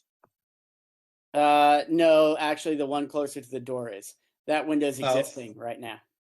Okay, so this is the new window. Correct. Okay. Correct. And then on the rear elevation, you have a window here. This is the one by the wet bar, That's the one by the bathroom. bathroom, and then this is the other window. That's correct. Yep. Over the sink and the wet bar. Is there a particular reason why there are different lights and different sizes? Yeah, because the one in the bathroom, I wanted to keep higher. We have a window like that in a second bathroom already, and so you can't see it in these photos. I don't think it's on the other side of the house, and so it made sense to kind of match it. And the other one is just seemed like the right size window for the space over that small counter and sink in the wet bar. I would think if you could at least match these windows, even if you're putting, like film over the window for privacy, it would make the appearance that much better. And I say that, and I think Jess was leading up to this, but you have, one, Oh, my thunder. you have here. I mean, there's like 5 different windows on the back. So if you could, Already have 3 different windows on, actually for an existing window in that space. But yeah, sure, I could match those windows as closely as possible. That wouldn't be too big a problem, I don't think. I guess my point is that, this existing home, the way the dormer is built and the windows are located at the top, the way the current windows are on the side of the house, I don't know that I would have done any of it that way. If we were building from scratch, I would have pulled that dormer all the way across and centered those windows and, made it all nice and symmetrical. But none of that's that way now. right. I don't feel like I'm hurting the back appeal of the house. It's already as hurt as it's going to get. But yeah, I can do it if that's pushing this through. Jess, do you want to, do you have any more on that? Because I tend to think that if these two windows were the same, it would make a better composition. Even though the composition is off, it would be better. Yeah, I think so. Okay.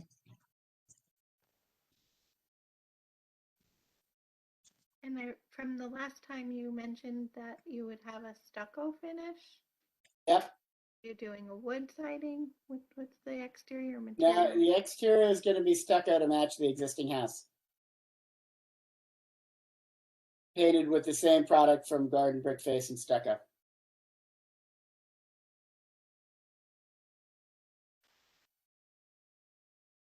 Okay. My sandstone beige is still available.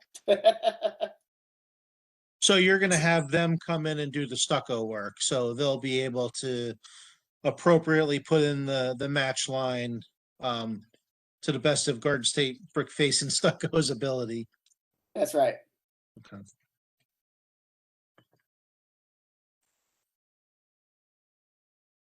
Anybody else have additional questions, comments? Anthony, you're quiet. Nothing? Nothing.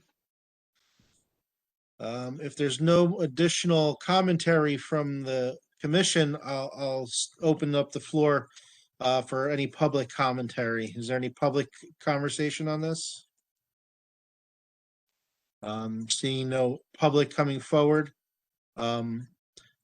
Just to summarize before there's a motion, basically, we're approving in concept as submitted with the condition that the windows match on the rear elevation. Right there, sorry, that we match the windows on the rear elevation so that there's some consistency, and that the applicant has to submit back for review the final drawings approved for permit prior to construction. Does that sound accurate to everybody? Perfect. Sounds good. Sounds good. Does anybody want to make that motion? Can I? So Anthony, you want to move that as a motion? I'll move it as a motion. I'll second that. Okay, so Anthony will move the motion, Glenn will second. Any discussion on the motion before I request the vote? Okay, no discussion on the motion. Anybody that steps forward with against this motion? Otherwise, we'll assume it passes unanimously. Okay, it appears that the motion will pass. We'll look forward to seeing the final permit drawings. Vince, the critical part there is we'd like to catch it before construction. So if we could get the approved permit package the same time the applicant does, so we can review it quickly. Well, but what you want to do is once construction approves drawings, then you want to see it because he's going to submit.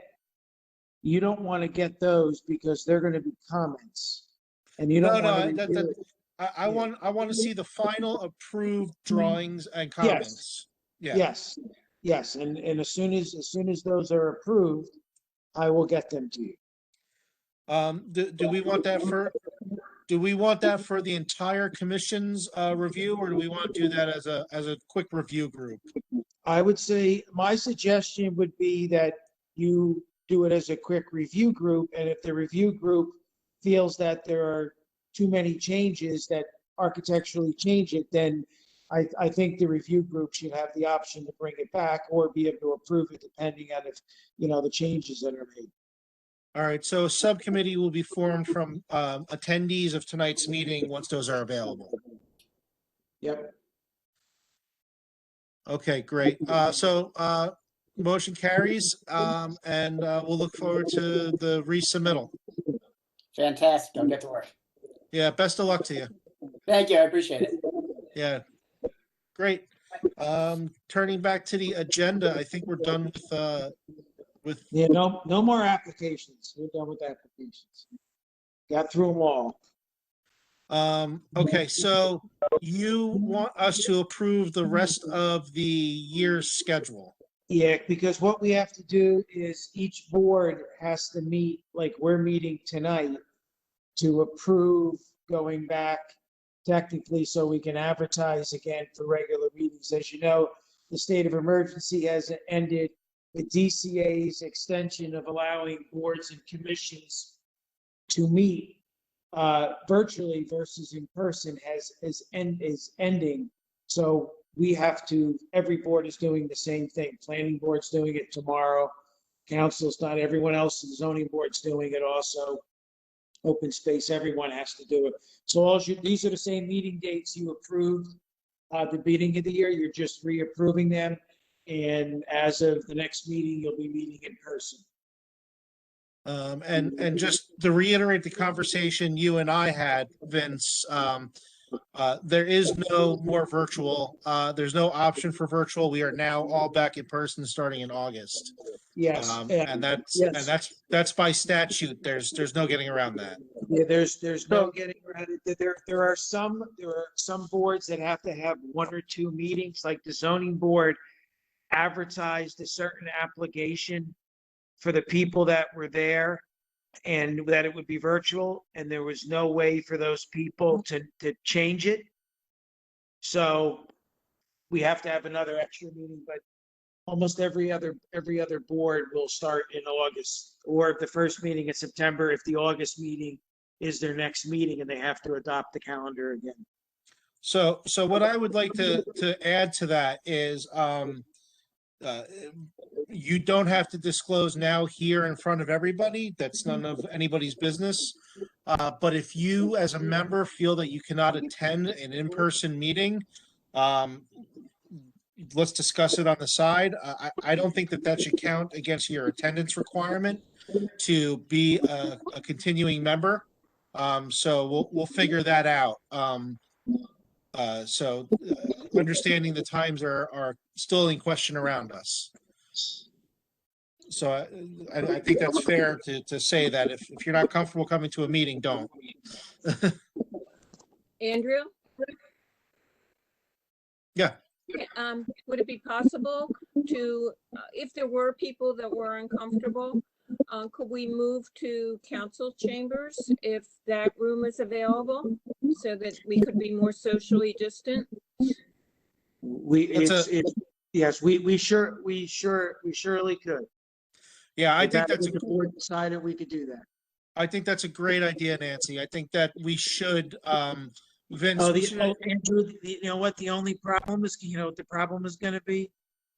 Recording it. So that's going to be that's the only problem. We don't have the ability to record it yet. I have to let me see what I can do. That would be the best thing to do. Let me work on that. Let me talk to IT and see if there's something that we can do. Yeah, that's Nancy, you bring up an excellent point because we could be more appropriately distanced in council chambers, and the audience can be appropriately distanced. So I think that's a good compromise. Vince, please look into that and let us know as soon as possible. Yeah, I will. I got to do it immediately because our next meeting's in a couple weeks. Yep. Okay. So I don't see a problem with this schedule. It's the same schedule that we're expecting. So I can make a motion to approve this as presented here. Does anybody want to second the adoption of this meeting schedule? Yeah, well, I'll second. Thank you, Mr. Weaver, and Bob LaCourte. So we've adopted the calendar, Vince. Congratulations.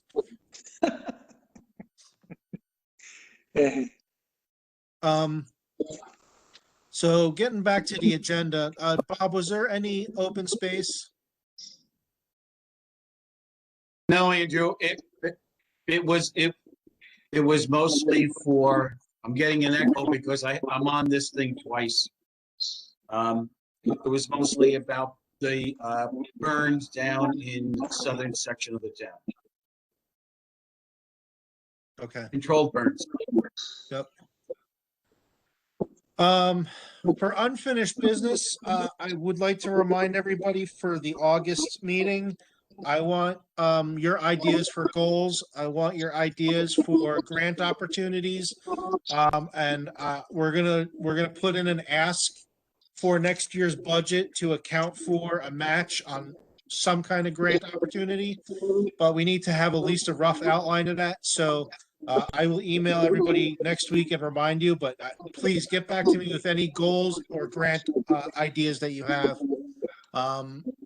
And then we'll be able to go from there. I really want to set those moving into the coming year because the past 18 months has been a big mess and we've got to get some kind of priority straight. The only other piece of unfinished business that I have is Vince reached out to me a few weeks ago to talk about the demolitions that happened on Route 27. And the conversation Vince and I had was that basically the applicant that came previously had sold the property and it is a new property owner that came through and did all the demolition without the proper permits.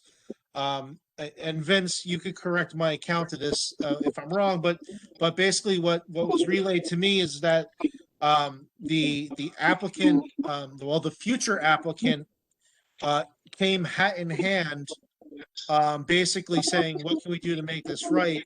Understanding that they made a mistake.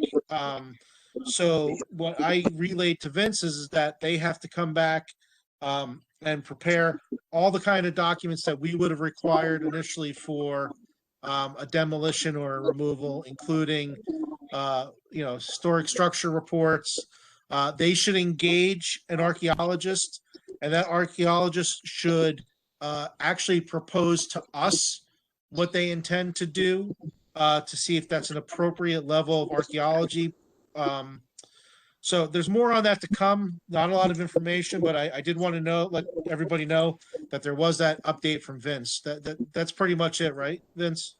That is accurate. So more on that to come, and that's that. That's all I have. Anybody else have any new business? Oh, yeah, Nancy, what's the correspondence that I haven't read? The important correspondence. I hadn't opened it up until you told me that, till tonight's meeting. But anyhow, what it is it's a survey about a cellular antenna put on at the ballpark. And that's not even Franklin Township. Right. So I guess that we were just on the list as an historic advisory commission. That's the way that they were addressed, were to historic advisory commission. And yeah, so the ballpark doesn't concern us. Andrew, can I bring up? Yeah. I got and I don't know how to get rid of this echo. There's a symposium on Wednesday, I think the 21st, no, 22nd, with the county. And I don't know whether anybody else got that. I did 4 not. to 5 o'clock or 5.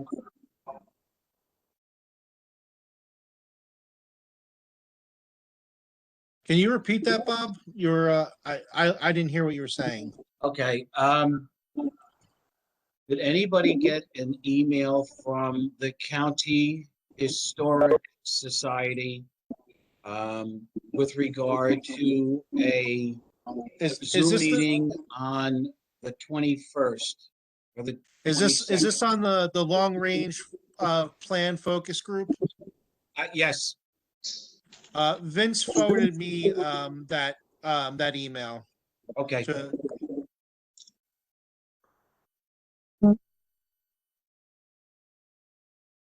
If so yeah, anybody so- else wants to be on it, maybe Andrew, you can send it real quick. yeah, I'd be happy to do that. So basically tomorrow, I'll read it to you.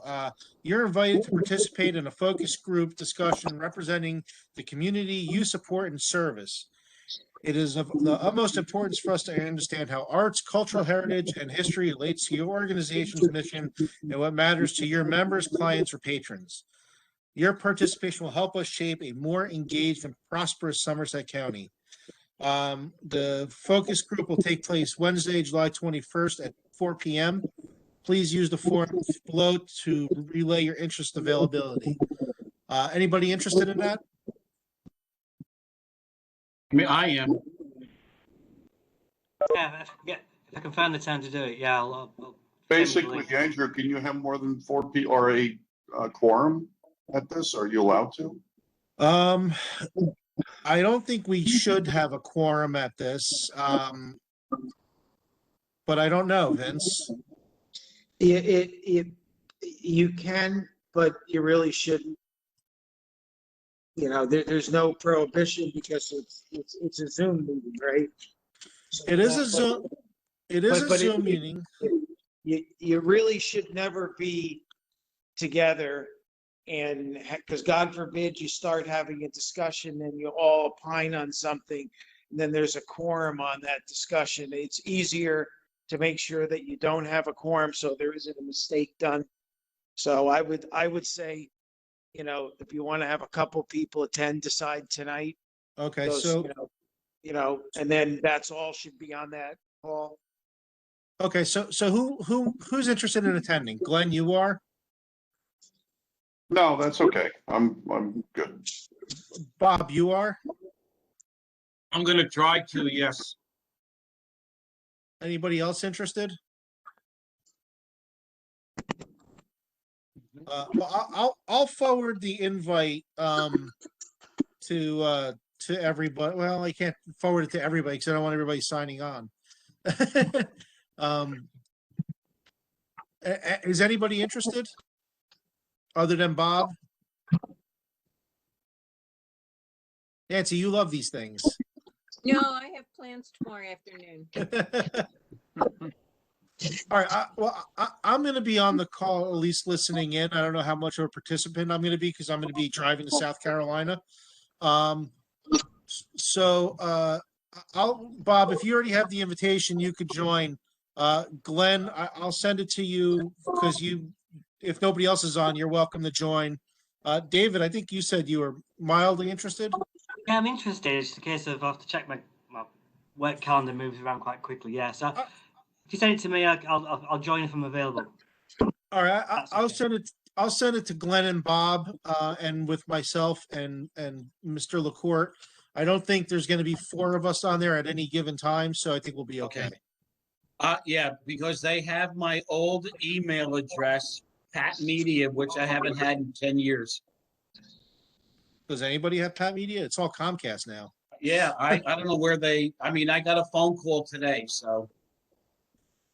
So you didn't get this, Bob? I'll send it to you then. Yeah, yes, they did not send it to me. All right, so Glenn, Bob, and David. Yep. Great. Sent. Thank you. Yep. So I was actually going to bring that up too, Bob. So that's good that you did. That's all I have. Anybody want to end this meeting? I'll make a motion to adjourn. I've had enough Okay. from open space today. Great. All right. I'll second. Motion carries. See you all August 3rd. Please, again, send me any goals or grant opportunities or ideas you may have.